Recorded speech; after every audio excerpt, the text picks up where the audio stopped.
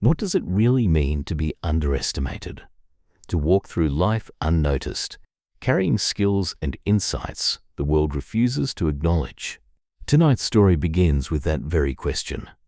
A billionaire, powerful enough to command entire industries, found himself grounded.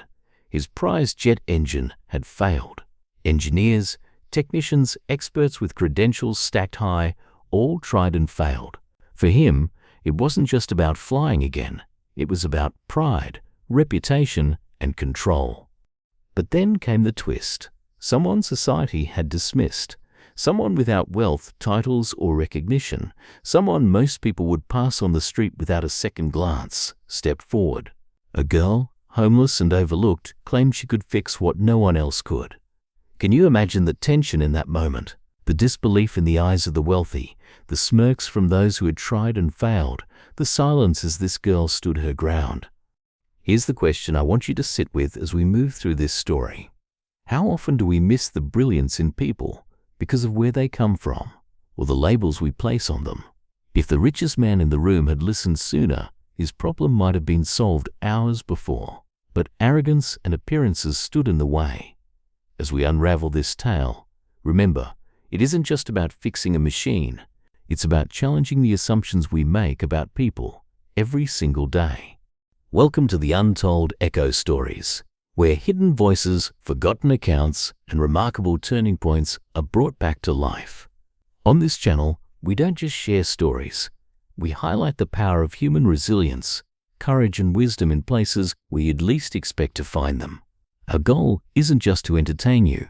It's to leave you reflecting, questioning, and maybe even changing the way you see the world around you. Every story you'll hear here carries a message beneath the surface. Sometimes it's about justice. Sometimes it's about humility. And sometimes, like tonight's, it's about the invisible strength inside those who are often silenced or ignored. If you're new here, you'll quickly notice that we take time to honor the voices that history or society might have overlooked. And if you've been with us for a while, you'll already know you're not just listening to stories. You're joining a community that values empathy, perspective, and truth. Before we continue with this extraordinary story, let me ask you something.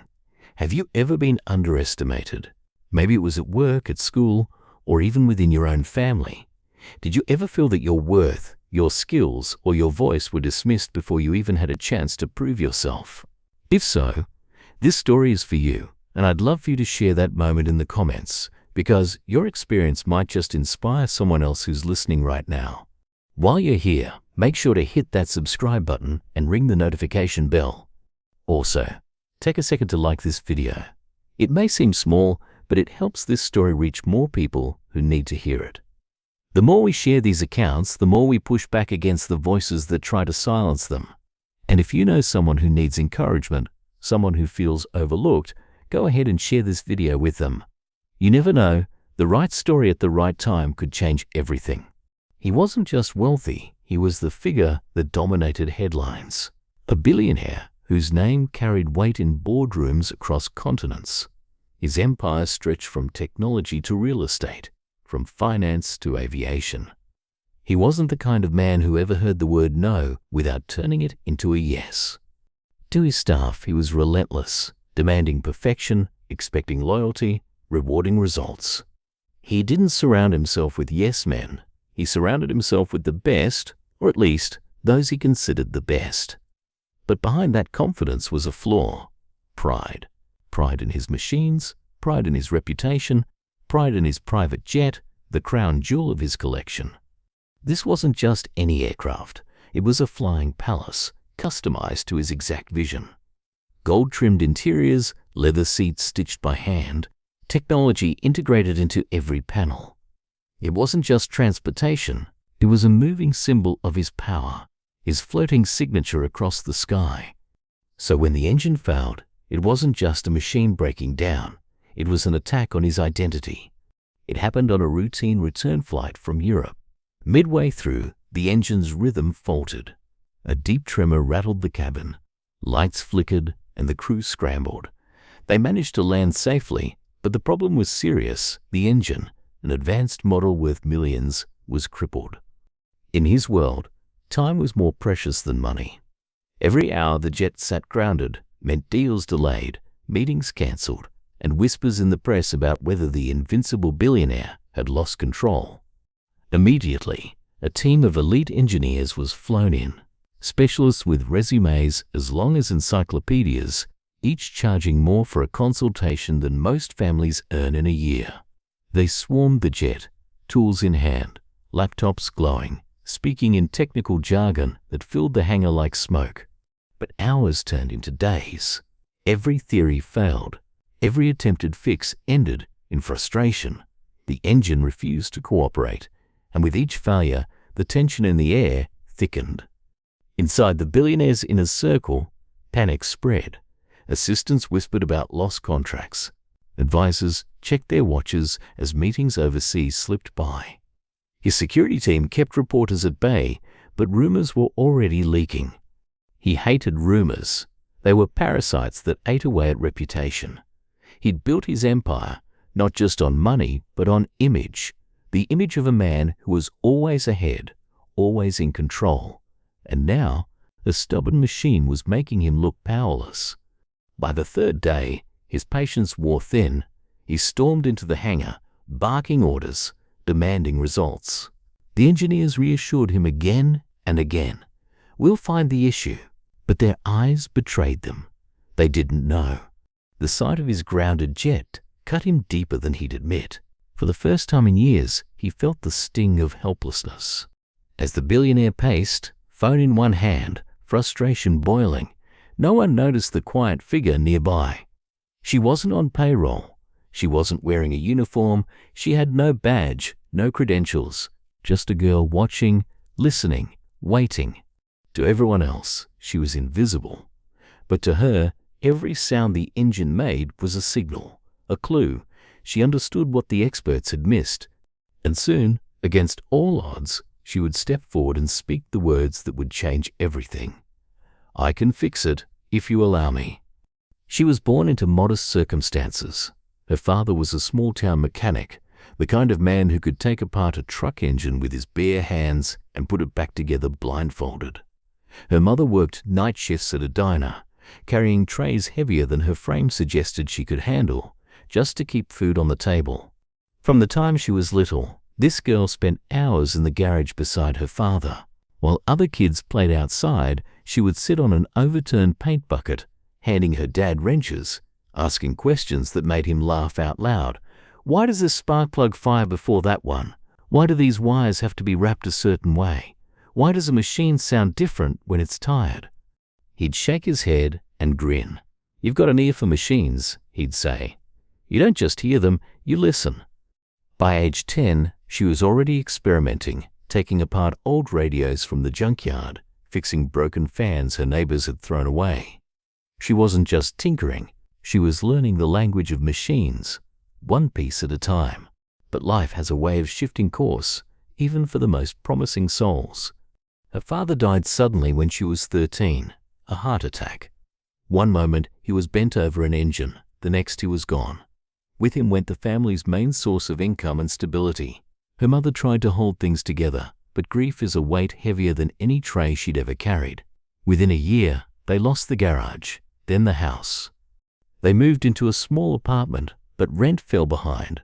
Bills piled up. Her mother's health declined under the strain, and by the time this girl turned 16, she found herself standing at a gravesite again, this time saying goodbye to the woman who had always told her, "Keep fighting, baby girl. You've got something the world needs."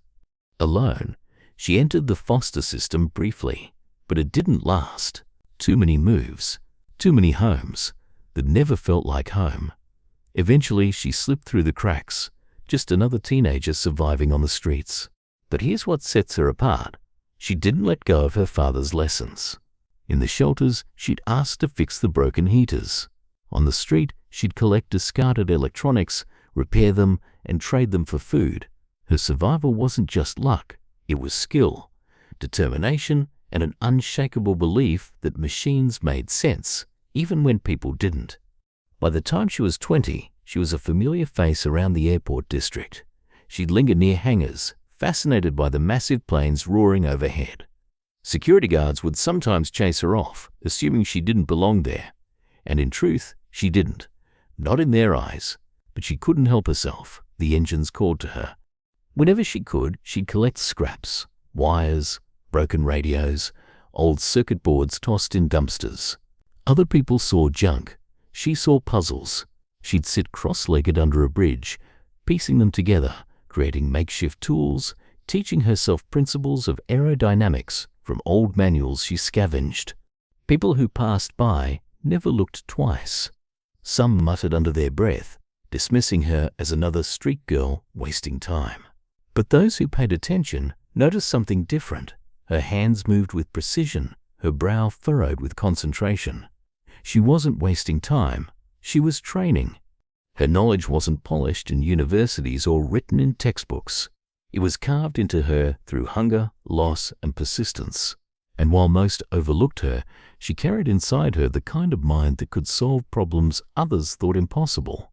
On the day the billionaire's jet engine failed, she was near the hangar again, sitting quietly by the fence line, watching. To her, it wasn't just noise. Every misfire, every strained whine of the turbine told her a story. She recognized the irregular rhythm instantly, something the experts had overlooked. At first, she said nothing. Who would listen? But as the hours dragged on, as engineers came and went with nothing but frustration in their wake, she couldn't hold back anymore. She stood, brushed the dirt from her hands, and walked toward the chaos. The sight of her startled them. A girl with worn shoes, tangled hair, and eyes far too intense to ignore. She spoke up, steady and clear. "I can fix it, if you allow me." The hangar fell silent. Laughter broke first, then disbelief. Then the billionaire himself turned, narrowing his gaze on her. This was the moment, the collision of two worlds, wealth beyond measure and poverty beyond comprehension. And at its center stood a young woman whose worth no one had recognized. Not yet.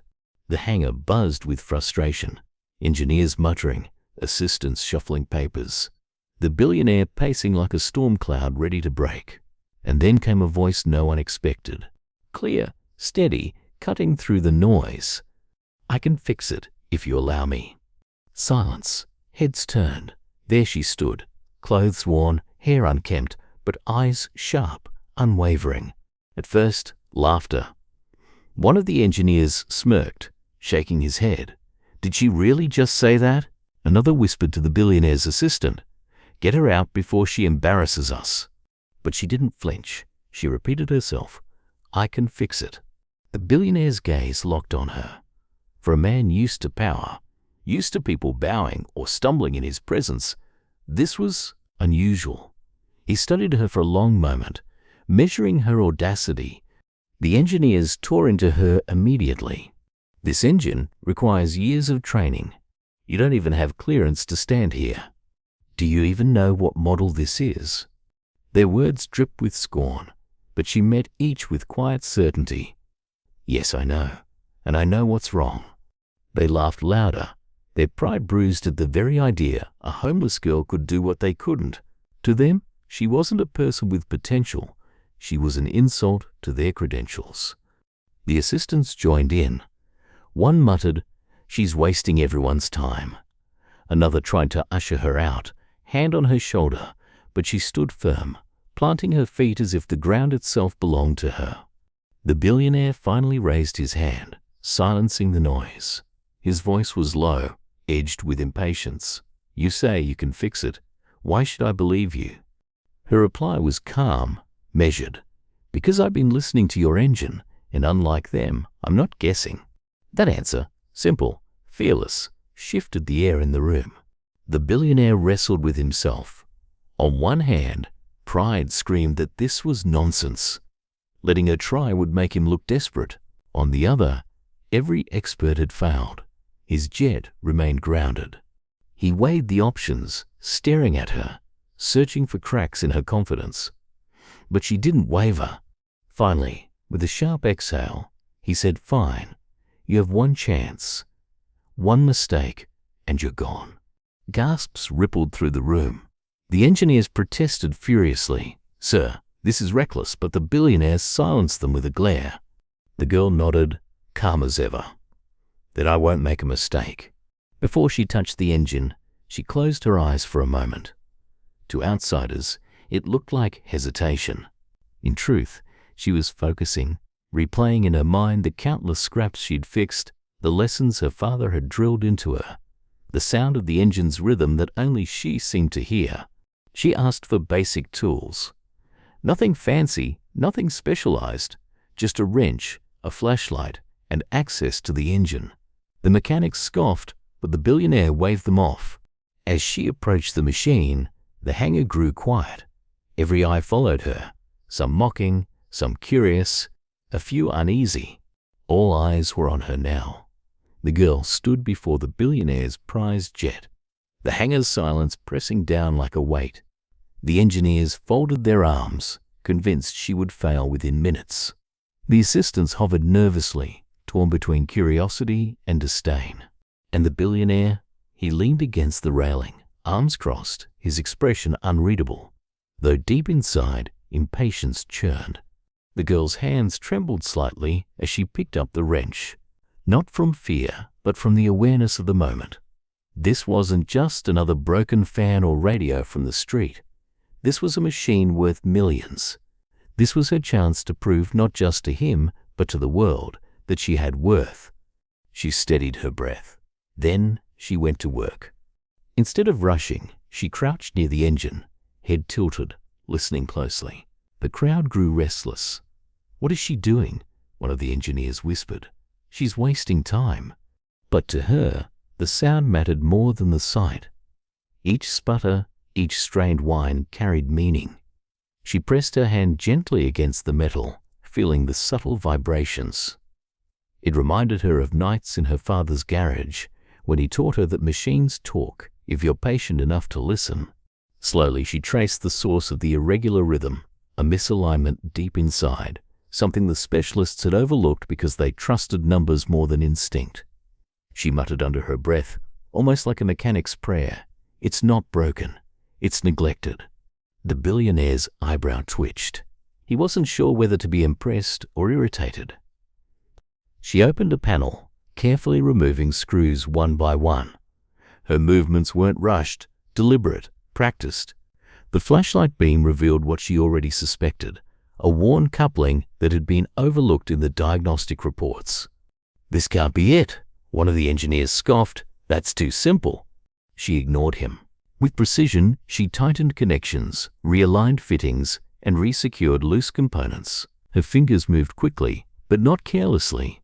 Each turn of the wrench, each adjustment, was guided by memory, intuition, and experience, honed on scraps most people wouldn't bother to touch. For the first time, the billionaire leaned forward, watching with genuine interest. Minutes ticked by. Sweat formed on her brow. The hangar was stifling, but she kept moving, cleaning filters, adjusting valves, recalibrating minor components others had dismissed as irrelevant. Still, tension grew. One of the engineers whispered loudly, "Even if she fixes that, it won't solve the real problem." Another muttered, "She's stalling." She glanced back only once, meeting their eyes with quiet defiance. Machines fail because people stop respecting the small things. The line hung in the air, sharp as a blade. Even the billionaire's frown softened, just slightly. Then came the test. She stepped back, nodded to the ground crew, and signaled for a trial start. The engine groaned, sputtered, coughed, then fell silent. A murmur rippled through the crowd. Laughter erupted again. "Told you," one engineer said, "this is pointless." But she didn't panic. She tightened her grip on the wrench, whispering, "Not yet, I'm not finished." She returned to the engine, tracing deeper this time, following the path of fuel and airflow. Her eyes caught something subtle, a miscalibrated regulator, thrown off by the earlier wear. With steady hands, she adjusted it, realigned components, and checked the balance again. Every move felt like she was hearing her father's voice guiding her. "Trust what you see. Trust what you hear. Machines don't lie." Another signal. The ground crew tried again. The engine coughed once, twice, then roared to life, loud, thunderous, filling the hangar with vibrations that rattled the very walls. The engine's thunder filled the hangar, shaking the floor beneath their feet. Mechanics instinctively stepped back, shielding their ears, while assistants gawked with wide eyes. The machine that had defied every expert now sang with power, steady, smooth, flawless. For a long moment, no one moved.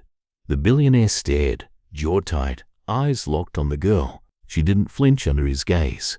She simply stood there, shoulders squared, as though this outcome was never in doubt.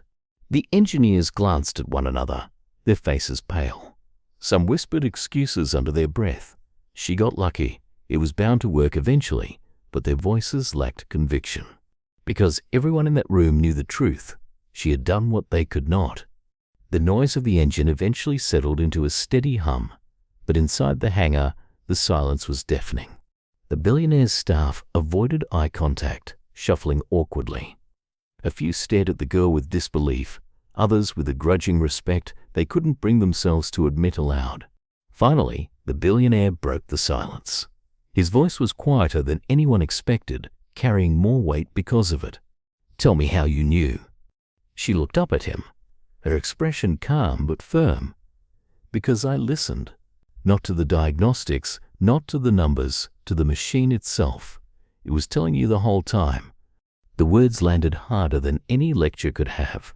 For a man who prided himself on control and dominance, here stood someone society overlooked, teaching him a lesson in humility. For the girl, it wasn't just about fixing a machine. It was about proving her life had meaning, that she wasn't invisible.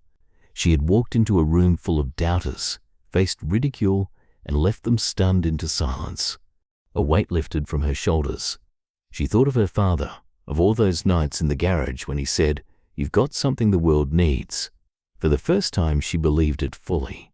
The billionaire's expression shifted, not just awe, but a flicker of something else, respect. One of the assistants, unable to contain themselves, whispered, "She actually did it." Think about this moment. Everyone in that hangar thought she was nothing until she proved them wrong. And now, they'll never forget her. The engine's steady hum faded into silence as the ground crew powered it down. Yet inside the hangar, something far louder reverberated. The shift in perception. The billionaire remained still, his gaze locked on the girl. He wasn't a man accustomed to being humbled. For decades, his money had opened doors. His authority had silenced doubt, and his reputation had commanded respect. But in this moment, none of it mattered. A young woman with no home, no credentials, and no wealth had succeeded where the best of his empire had failed. His pride warred with gratitude. Part of him wanted to dismiss it as luck, a coincidence, a fluke. But deep down, he knew better. Her confidence, her method, her results, none of it was chance. Finally, he spoke. "Who are you?" Her answer was simple. "No one you'd have noticed yesterday." The words stung, and yet they rang true. Around them, whispers grew. The engineers shifted uncomfortably, their arrogance pierced. Some looked down, ashamed. Others clung to denial, muttering excuses, but the evidence stood before them, undeniable. The assistants, once ready to usher her out, now looked at her with awe. They had dismissed her as a nuisance. Now she was the only reason their employer's jet would ever take flight again. One mechanic, braver than the rest, approached her quietly. "How did you know?" His voice carried more respect than mockery. She gave a faint smile. "I've spent my life fixing things people thought were useless. Machines aren't so different from people. Ignore them long enough, and they break. But if you pay attention, they'll tell you what they need." The mechanic nodded slowly, humbled. The billionaire straightened his posture, stepping closer to her. For once, his tone lacked the sharp edge it usually carried. "You've done something remarkable, something I'll never forget. Tell me, what do you want?" The girl hesitated. She had never been asked that question sincerely before. What did she want? Food, shelter, dignity, all the basics came to mind. But deeper than that, she wanted opportunity. "I want a chance," she said at last. "Not charity. a chance to use what I know. The billionaire studied her, weighing the sincerity in her eyes. Finally, he extended his hand. "Then you'll have it." The room gasped. The billionaire offering his trust to someone he'd nearly dismissed. It was unheard of. But at that moment, the girl's journey shifted. She was no longer invisible. As the hangar lights dimmed and the engine's echo faded, one truth remained. Greatness can come from anywhere.